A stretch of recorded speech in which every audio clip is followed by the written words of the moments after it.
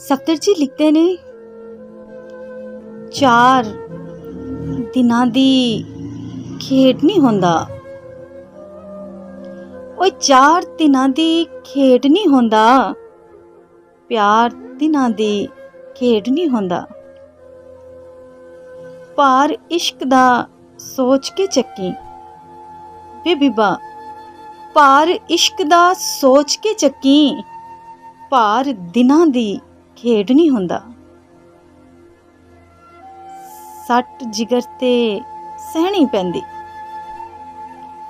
ओए सट जिगर ते सहनी पैंदी, वार दिनां दी खेड नहीं होंदा।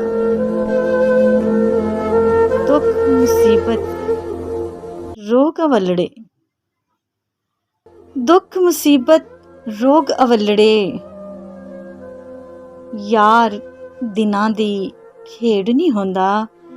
उल्फत हार परोए सफदर, ओए उल्फत हार परोए सफदर, हार दिनां दी खेड नहीं होंदा, हार दिनां दी खेड नहीं होंदा।